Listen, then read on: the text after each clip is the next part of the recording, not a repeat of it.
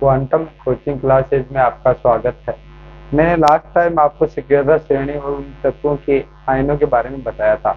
उन तत्वों के आयनों से अपने को जितने भी 10th क्लास में रासायनिक सूत्र है उनके बारे में अपने को सहायता मिलेगी और अपन उनकी सहायता से जितने भी तत्व है 10th क्लास के जितने भी सूत्र है उनको बनाने में आसानी होगी। अगर अपने को सक्रियता श्रेणी याद है, उन तत्वों की संयोजकता याद है, उन पे जितने आवेश है, आयन है वो याद है, तो उनके बारे में अपने को आसानी से अपने को सूत्र बनाए जा सकते हैं। तो मैं आपको पहले जो सूत्र है सक्रियता श्रेणी है वो लिख के उसके आयनों के आयन लिख के फिर आपको पता चलेगा कि कैसे सूत्र बनाना है।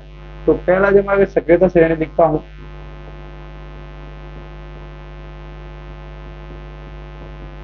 तो पहला जो तत्व होता है का, आ, का, मग्गा, आला, जीने, फेका, पर्वतसर है, कुएं की हाइट आज ऊंची करेंगे। +1 +2 +2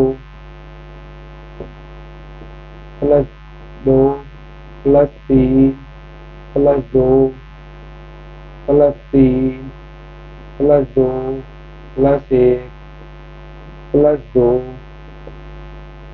Hg की 2 1 और अब अपने को जब सक्रियता श्रेणी निकालने से पहले अपने तत्वों की संयोजकता ध्यान होनी चाहिए। एक बात ये भी ध्यान होनी चाहिए कि इस धनायन आयनों के बाद में अपने को ऋणायन आयन को भी ध्यान होना चाहिए।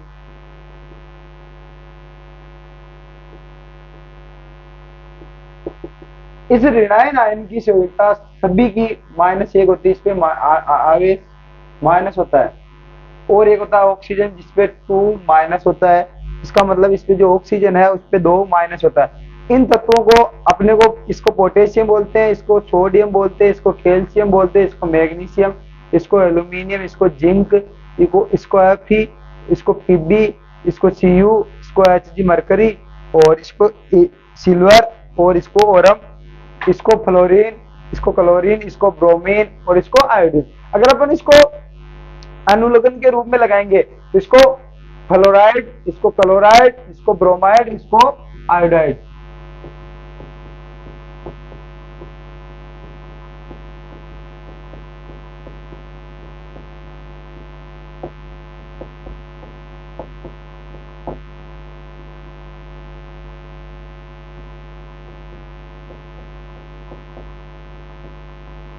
अब अपन जितने भी तत्व हैं इन सभी तत्वों के सूत्र बनाएंगे और इससे बनने वाले जो सूत्र है 10th क्लास में जितने मोस्ट इंपोर्टेंट सूत्र है उनको बनाएंगे। तो पहला अपन SO4 लेते हैं।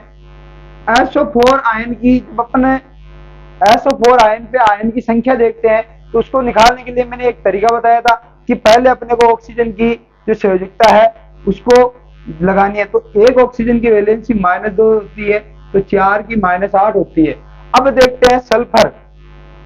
सल्फर के जो परमाणु क्रमांक होते हैं वो 16 होते हैं। अब ये 10 से ज्यादा है, जब 10 से ज्यादा होता है तो 10 घटाते हैं और बचते हैं 6। अब जब 6 बचते हैं, जब 6 बचते हैं तो ये अपना अष्टक पूर्ण करने के लिए 2 इलेक्ट्रॉन ग्रहण करता है तो बनाता है -2। मान लो अपने क्या करना है, इसको जो 6 इलेक्ट्रॉन बाह्यतम कोश में उनको त्यागने के पश्चात +6 बनाता है और यहाँ पे अपने को +6 लिखना। और जैसे आप दोनों को एडिशन करोगे तो SO4 की जो वैलेंसी होगी, सॉरी SO4 है उसपे जो आयन आएगा उसका मान 2 होगा, 2 होगा। अब इसको, इस आयन को बोलते हैं सल्फेट, इस आयन को बोलते हैं सल्फेट। अब अपने को सभी जितने भी सल्फेट है वो बनाने हैं। तो पहला मैं पोटेशियम सल्फेट का सूत्र लिखता हूं। जब पोटेशियम सल्फेट का सूत्र लिखते हैं तो सूत्र बनाने से पहले अपने को निम्न बातें ध्यान होनी चाहिए कि जो पोटेशियम उस पे आयन कितना होता है, पोटेशियम आयन होता है +1 और जो SO4 है उस पे आयन होता है -2। अब पोटेशियम पे +1 होता है और SO4 पे 2 होता है, तो अपने को जब इन दोनों का जब सूत्र बनाएंगे तो ये आयन लिखने के पश्चात अपने को ये बात ध्यान रखना है कि ये किसी के पहाड़े से या किसी की टेबल से कट रहे हैं या नहीं कट रहे हैं। तो जब इस सूत्र को देखा तो ये किसी की टेबल या किसी की पहाड़े से नहीं कट रही है, तो अपने को पता है कि इनको डायरेक्टली इसको तो यहाँ मल्टीप्लाई करना है और इसको यहाँ मल्टीप्लाई करना है। बस आपको न्यूमेरिकल वैल्यू ही रखना है, न तो धनायन रखना है न ऋणायन रखना है। कहने का तात्पर्य यह है कि जब इसका सूत्र लिखेंगे तो K2SO4 होगा, K2SO4 होगा। तो अब एक यहाँ पे आया तो होना तो ये ऐसा चाहिए, लेकिन जब एक होता है उसको लिखते नहीं है, इसलिए इसका जो फॉर्मूला होता है वो K2SO4 होता है, K2SO4 होता है। अगर मान लो किसी भी तत्व जब भी अपन लिखते हैं, अगर पूरे SO4 एक आयन है और जब इसको मल्टीप्लाई करेंगे एक से तो ये K2SO4 फॉर्मूला बनेंगे, जिसको बोलते हैं पोटेशियम सल्फेट, पोटेशियम सल्फेट। अगर अपने को ऐसे बनाएंगे अपन सोडियम सल्फेट का, सोडियम सल्फेट, जैसे अपन सोडियम सल्फेट का फॉर्मूला रासायनिक सूत्र बनाएंगे तो अपने को Na, सोडियम का प्रतीक Na होता है SO4। अब Na पे जो संयोजकता होती है, Na पे जो संयोजकता होती है वो +1 होती है, +1 को लिखते नहीं है, और इस पे जो आयन होता है वो 2- होता है। जब इनका सूत्र बनाएंगे, रासायनिक सूत्र बनाएंगे, तो अपने को ये बात याद रखनी है, इन दोनों का आयन लिखना है, और आयन लिखने के पश्चात अपने को यहाँ देखना है कि इनकी जो संयोजकता है आयन है, इनके जो आयन है किसी के टेबल से किसी के पहाड़ी से कट रहे हैं क्या। अगर किसी के पहाड़ी से कट रहे हैं, किसी के पहाड़ी से कट रहे हैं तो काट देना है, अगर नहीं कट रहे हैं तो उसको फिर डायरेक्टली मल्टीप्लाई करना है। ये जो 2 है ये यहाँ आ जाएगा और ये जो 1 है ये यहाँ चला जाएगा। अब अपने को पता है 1 को लिखते नहीं है, तो ये जो 2 है तो बनेगा Na2। अब क्यों सुना था सर माइनस, आपको माइनस चिन्ह यहाँ नहीं लगाना है, आपको माइनस चिन्ह यहीं पे लगाना है। तो यहाँ पे जो Na2 और जो SO4 होता है इसका फॉर्मूला यहाँ पे आना तो चाहिए था 1, लेकिन 1 को लिखते नहीं है, इसलिए इसको सूत्र हो गया Na2, जिसको बोलते हैं Na2SO4, जिसको बोलते हैं सोडियम सल्फेट। फिर अपने को अगला जो सूत्र है 3 नंबर पे कैल्शियम सल्फेट। अब कैल्शियम सल्फेट का जब अपन देखते हैं,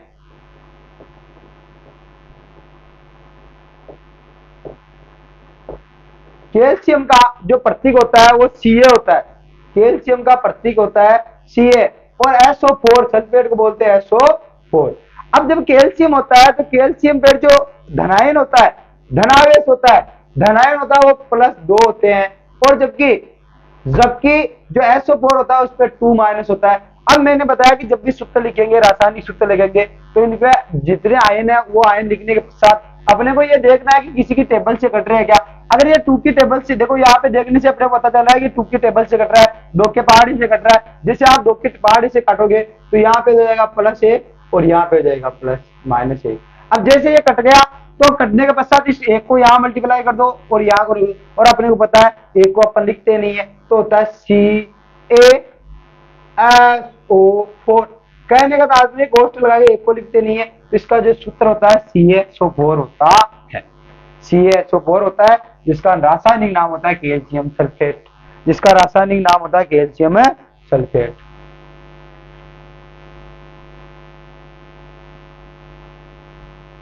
अब अपन मैग्नीशियम के बाद, कैल्शियम के बाद आता मैग्नीशियम। अब मैग्नीशियम सल्फेट का जैसे फॉर्मूला लिखेंगे,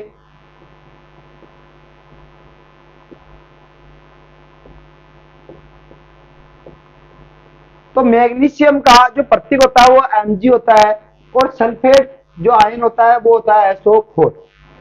अब अपने को पता है कि जो मैग्नीशियम है, मैग्नीशियम पे 2+ होता है, जबकि जो SO4 होता है उस पे -2 होता है। और जब इनको जब आयन लिखते हैं, आयन लिखने के पश्चात मैंने बताया कि आपको एक बात याद रखनी है कि यहाँ पे जो 2+ और यहाँ पे अगर किसी की टेबल से कट रहे, किसी के पहाड़े से कट रहे हैं तो उसको काट देना है। और देखने से अपने को पता चल रहा है कि ये 2 के टेबल से कट रहे हैं, जैसे 2 के पहाड़े से कट रहे हैं, 2 1 कम 2 +1 और -1, और जैसे आपने +1 और -1 रखा तो ये हो गया MgSO4, जिसको बोलते हैं मैग्नीशियम सल्फेट।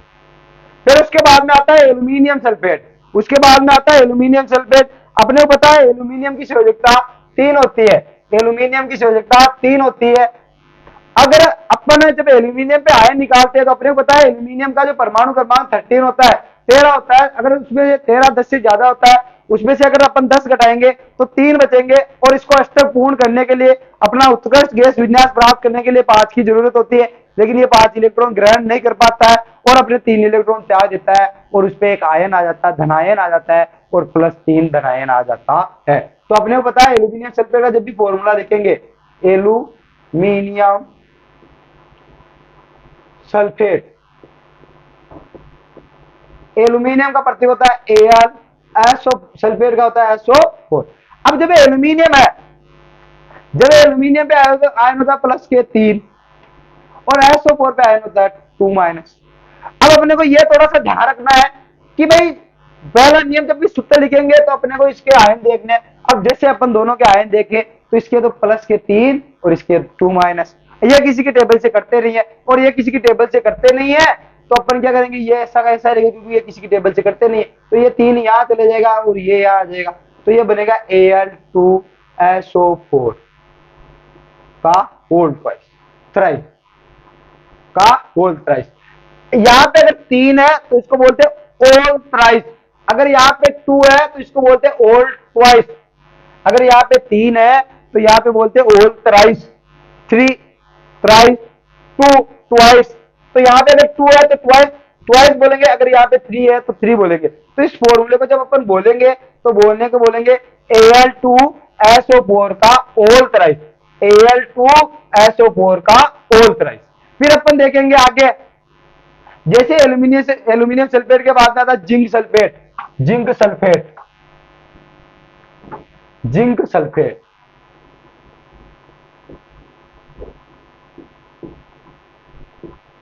जिंक का प्रतीक Zn होता है और SO4, सल्फेट को बोलते हैं SO4।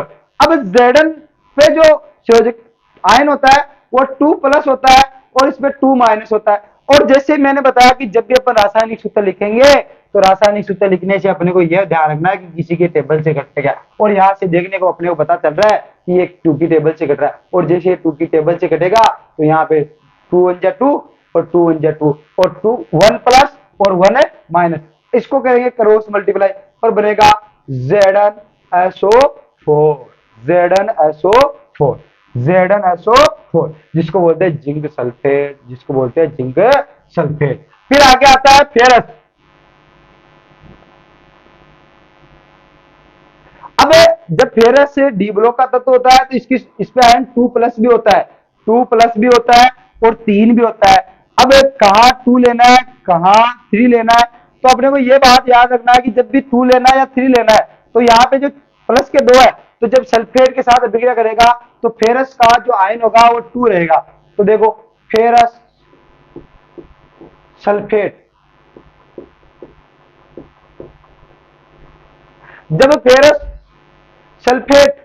जब फेरस की अभिक्रिया सल्फेट के साथ करवाई जाती है तो Fe+SO4। अब Fe पे जो आयन आता है वो 2+ आता है, जबकि जो SO4 है उस पर 2- आता है। और इन दोनों को देखने से अपने को एक बात समझ में आती है कि ये किसी के पास टेबल से कट रहे हैं, और जैसे टेबल से काटते हैं तो इसका हो जाएगा +1 और इसका हो जाएगा -1, और अपन करेंगे क्रॉस तो बनेगा FeSO4, FeSO4। अब दूसरा आता है सर ये जो आयन है वो 3 कब लेते हैं, जैसे मान लो आपको फेरस क्लोराइड का या फेरिक क्लोराइड का सूत्र बनाना है, उस समय आपको जो Fe है उसकी संयोजकता 3 लेनी है। क्यों? क्योंकि ये परिवर्ती संयोजकते होते हैं, डी ब्लॉक का तत्व होता है, डी ब्लॉक के तत्व जितने भी होते हैं वो परिवर्ती संयोजी होते हैं। इसलिए जब फेरिक क्लोराइड का सूत्र लिखेंगे, Fe की अभिक्रिया जब क्लोरीन के साथ आ जाती है Cl के, तो Fe पे 3 आता है, प्लस का आता है, इस पे -1 आता है, और जब भी क्रॉस करेंगे तो बनेगा FeCl3, जिसको बोलते हैं फेरिक क्लोराइड। तो यहाँ पे इसने +3 लिए हैं। फिर आगे अपना लेड आ जाएगा, लेड सल्फेट, इसको सीसा भी बोलते हैं, लेड को सीसा भी बोलते हैं। जब लेड सल्फेट का सूत्र लिखेंगे तो जो लेड सल्फेट, अब जैसे अपन लेड सल्फेट का सूत्र लिखेंगे Pb, लेड को Pb बोलते हैं, जिसका लैटिन नाम प्लम्बम होता है, और जो SO4 है सल्फेट उसको बोलते हैं SO4। अपने को खुद को पता है कि भाई जब Pb है उसकी जो संयोजकता 2+ होती है, प्लस कहने मतलब उस पे आयन 2+ होता है, और इस पे आयन 2- होता है। और देखने से अपने को खुद को पता चल रहा है कि इन दोनों के जब आयन को देखते हैं और दोनों के आयन को देखते हैं तो ये 2 की टेबल से कट रहा है, ये भी 2 की टेबल से कट रहा है। जैसे आप 2 के पहाड़ से काटोगे तो यहाँ पे प्लस वन हो जाएगा, यहाँ पे माइनस वन, एक माइनस हो जाएगा। और इसको जब से क्रॉस मल्टीप्लाई करोगे तो फिर भी SO4 बनेगा, जिसको लेड सल्फेट बोलते हैं, जिसको लेड सल्फेट बोलते हैं। फिर उसके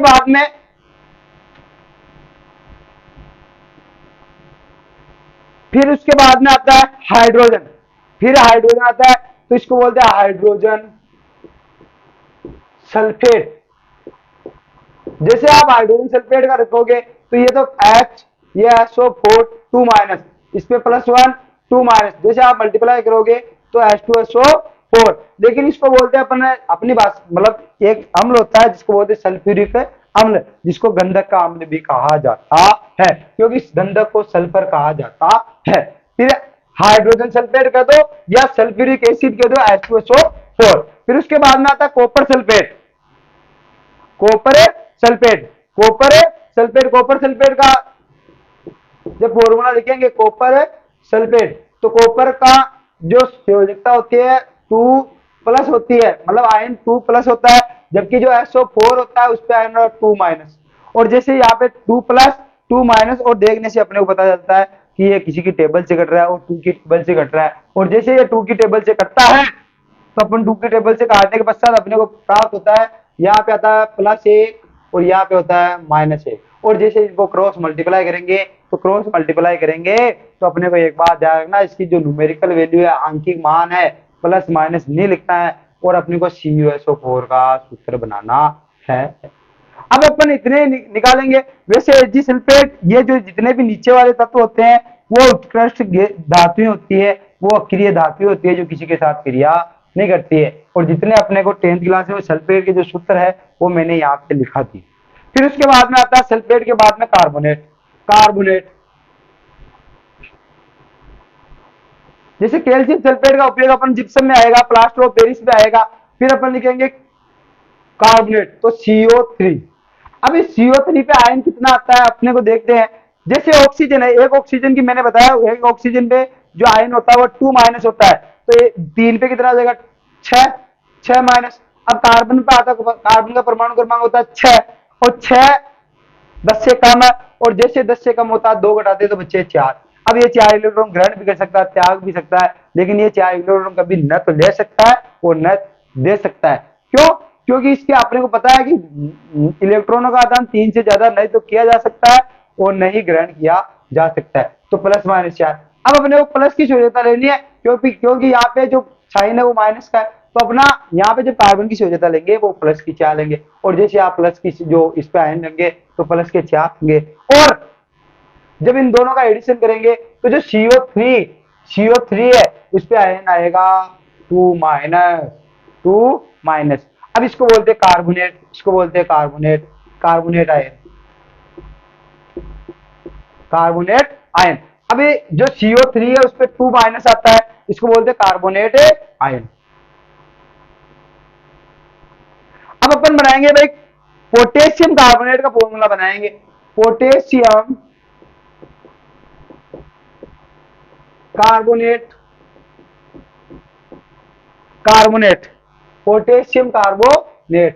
अब जैसे पोटेशियम का प्रतीक अपने को पता है के होता है, इसका पोटेशियम का जो लैटिन नाम होता है वो केलियम होता है, इसलिए इसका प्रतीक के होता है। ये जो पोटेशियम है, पोटेशियम का प्रतीक के, और CO3 का जो आयन है उस पे 2-। और अपने को पता है कि जो पोटेशियम होता है उस पे जो आयन होता है वो 1 होता है, प्लस का 1+।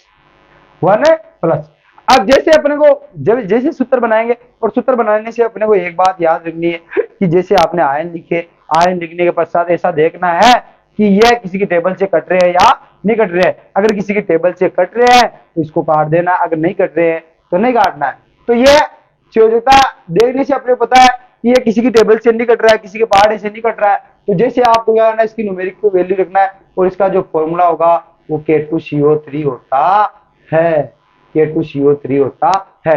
लेकिन संयोग ऐसा होता है कि ये वायुमंडल में खुली नहीं रह पाती है और इसको केरोसिन में रखा जाता है। तो ये जो फॉर्मूला है, मतलब ये फॉर्मूला बनता नहीं है, लेकिन अगर अपन को थोड़ा सा ध्यान रखने के लिए अपने को अगर पोटेशियम कार्बोनेट का फॉर्मूला पूछ ले तो अपने क्या होता है K2CO3। ऐसे होता है सोडियम कार्बोनेट। दूसरा जो फॉर्मूला पढ़ेंगे सोडियम कार्बोनेट।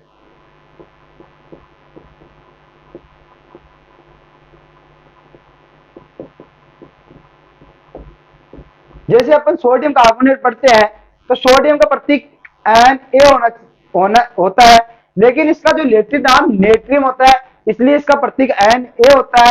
और जब CO3 उस पर आयन आता है 2- जिसको कार्बोनेट कहा जाता है, इसमें आता है 1+। अब जैसे इनको देखने से पता चलता है कि इनकी जो आयन है वो किसी के टेबल से नहीं करते हैं। अगर किसी के टेबल से नहीं करते हैं तो अपने क्या करना है, उसको आंकी मान इसको क्रॉस करना है और बनता है Na2CO3, जिसका उपयोग अपनी 10th क्लास में धावन सोडे में किया जाता है। और अगर यहाँ पे 10H2O में लगा दूं, 10H2O में यहाँ पे लगा दूं, ये धावन सोडे का सूत्र हो जाएगा। और इसको अगर मैं यहाँ पे धावन सोडा नहीं लिखूं और इसको Na2CO3 है तो इसको अपन बोलेंगे सोडा एस। अपने को अगर सोडा एस को अगर धावन सोडा कहना है तो इस पे 10H2O लिखना है। और Na2CO3, अगर Na2CO3 लिखते हो तो उसको बोलते हैं सोडा एस। जैसे अपन आगे बढ़ते हैं देखते हैं कैल्शियम और कैल्शियम कार्बोनेट। अब कैल्शियम कार्बोनेट का अपन फॉर्मूला बनाएंगे। कैसे बनता है कैल्शियम कार्बोनेट का फॉर्मूला? और अपने को पता है कि कैल्शियम कार्बोनेट का जो फॉर्मूला होता है वो काफी सूत्र होते हैं इसके, मतलब काफी जगह काम में आता है। तो अपन देखते हैं कैल्शियम कार्बोनेट का फॉर्मूला।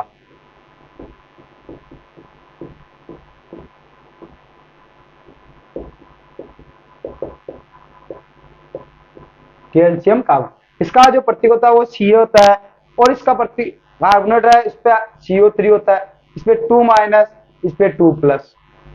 और अपने को देखने से एक बात समझ आई कि इसकी जो जैसे जैसे इसका आयन देखते हैं और ये 2 के टेबल से कट रहे हैं, इसका मतलब इस पे जो संयोजकता की, तो इसको 2 के टेबल से +1 और ये -1, और आपका इसको आंकी मान देंगे तो बनेगा CaCO3। जो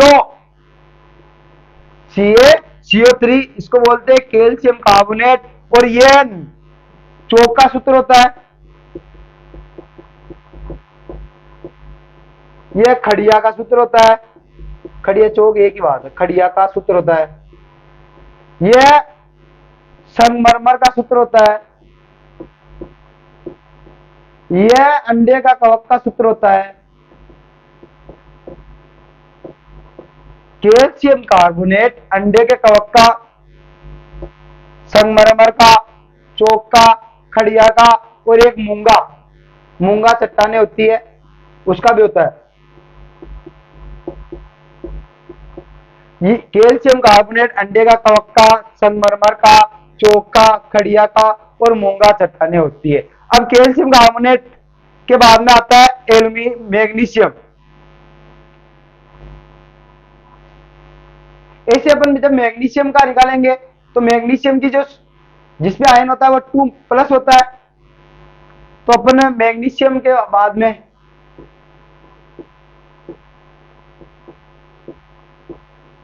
कार्बोनेट, मैग्नीशियम का Mg होता है जिसकी जगह आयन 2+ होता है, और जो CO3 है उस पे आयन 2- होता है। अब जैसे अपने को देखने से पता चला 2 की टेबल से कट रहा है तो इसमें आता है +1 और ऐसे 1- बनेगा MgCO3। अब सभी जैसे अपने को लेड जो मेन आपके है वैसे आप सभी निकाल सकते हैं, बस ध्यान ये रखना है यहाँ से आपको आयन उठाना है और CO3 है उस पर 2- रखना है। और अगर किसी की टेबल से कटते हैं तो काट देना, अगर नहीं करते हैं तो रहने देना, और आपको आंकी मान इसका रखना है। फिर अपना इसमें से जो मोस्ट है एक होता है लेड नाइट्रेट का फॉर्मूला बनाते हैं, लेड कार्बोनेट। जैसे अपन लेड कार्बोनेट का बनाएंगे तो ये तो था Pb और ये था CO3 2-, इसकी वैलेंसी 2+, इसकी 2-, और जैसे आप 2 की टेबल से काटोगे तो यहाँ पे +1 और यहाँ -1 और क्रॉस मल्टीप्लाई करोगे तो PbCO3 जिसको बोलते हैं लेड कार्बोनेट। फिर अपन देखते हैं कॉपर कार्बोनेट। क्यों? क्योंकि अपने को पता है कि तांबे को जब वायुमंडल में खुला छोड़ दिया जाता है तो ये क्या करता है, वायुमंडल में उपस्थित CO2 से क्रिया करके कॉपर कार्बोनेट बना लेता है। तो अपने को तांबे पे हरे रंग की, जब तांबे पे हरे रंग की परत आती है तो वो कार्बोनेट के कारण, मतलब वायुमंडल में उपस्थित कार्बन डाइऑक्साइड के कारण होता है। तो अपन क्या करेंगे, जब कॉपर का लिखेंगे तो कॉपर, इसको बोलेंगे कॉपर कार्बोनेट।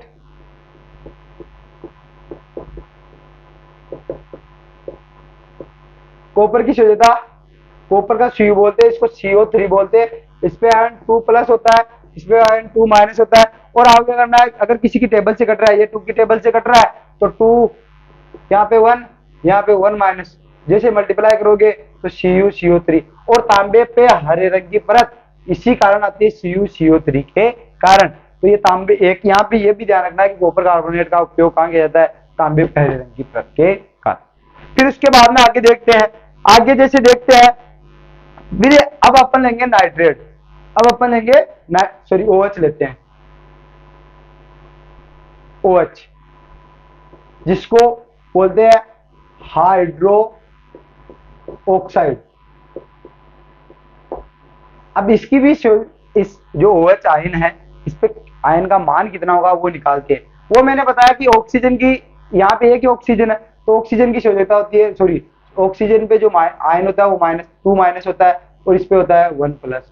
और जैसे आप देखते हो और इन दोनों का एडिशन करोगे तो आएगा OH-। एक लिखते नहीं है, इसलिए जो OH होता है उसको बोलते हैं हाइड्रोक्साइड, उसको बोलते हैं हाइड्रोक्साइड। अब अपन बनाते हैं हाइड्रोक्साइड के फॉर्मूले। OH, पहला जो फॉर्मूला होगा वो होगा पोटेशियम हाइड्रोक्साइड।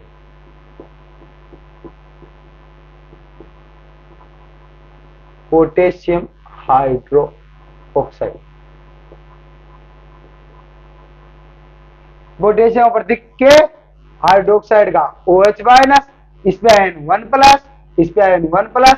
और देखने से पता चलता है कि ये किसी के साथ विक्रिया, सॉरी, ये किसी की टेबल से नहीं करता है। और जब ये नहीं करता है तो अपने को क्या करना है, डायरेक्टली काटना है और KOH बनाना है। इसका जो फॉर्मूला है, ये एक परबल सार होता है, उसके साथ में इसको बोलते हैं कास्टिक पोटास। अब ये पोटास क्यों बोलते हैं, क्योंकि इसमें क्या है, पोटेशियम है। पोटास इसलिए बोलते हैं क्योंकि इसमें पोटेशियम होता है। ये परबल एक सार होता है, तब अपने को पता चलेगा जो सार होता है, जो सार है उसका ये फॉर्मूला KOH भी होता है, क्योंकि सार जलीय विलय में OH- आयन देते हैं। ये परबल सार, और इसका फॉर्मूला था कास्टिक सोडा, जिसका उपयोग साबुन बनाने में किया जाता है। फिर दूसरा फॉर्मूला आएगा सोडियम हाइड्रोक्साइड। सोडियम हाइड्रोक्साइड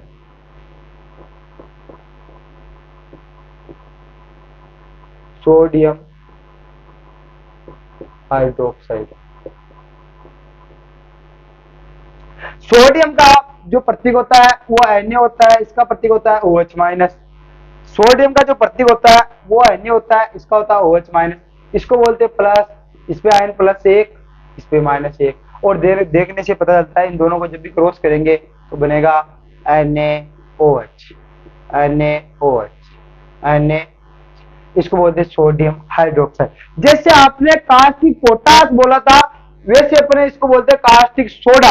क्यों? क्योंकि इसमें सोडियम है। जैसे अपन मीठा सोडा है, धावन सोडा है, इसका मतलब यहाँ से अपने को एक बात ये भी पता चले कि जितने भी सोडा, जिस फॉर्मूले में सोडा शब्द आएगा, लिखा हुआ आएगा, तो उसमें सोडियम तो होगा ही, तो इसका नाम होता है कास्टिक सोडा। इसको, यह भी प्रबल सार होता है। इसका जो pH होता है वो 14 होता है। इसको सारों का राजा कहा जाता है।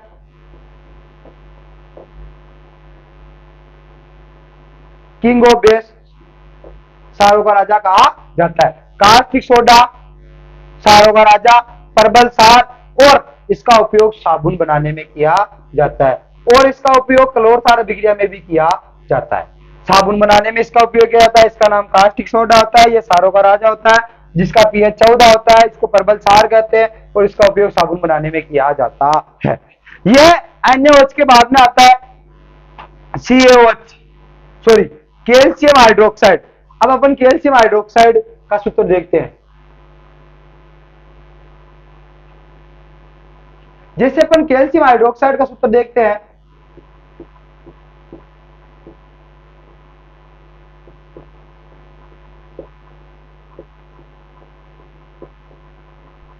कैल्शियम का प्रतीक होता है Ca, इसका होता है OH, इसका होता है OH। जैसे अपन इसकी इस पे आयन होता है 2+, इस पे आयन होता है 1-। अब अपने को देखने से पता चलता है ये किसी की टेबल से करता नहीं है, तो इसका जो फॉर्मूला होगा CaOH का होल ट्वाइस। ये भी एक क्षार होता है, ये भी एक क्षार होता है, और इसको बोलते हैं बुझा हुआ चूना, बुझा हुआ चूना, बुझा हुआ चूना। इसका सूत्र होता है, अगर आपसे कोई पूछे कि CaOH ये भी एक क्षार होता है और ये इसको बोलते हैं बिना बुझा हुआ चूना। अब अपन जितने भी यहाँ पे हाइड्रोक्साइड के फॉर्मूले है, इसके बाद में अब एक होता है मैग्नीशियम हाइड्रोक्साइड, ये भी देख लेते हैं।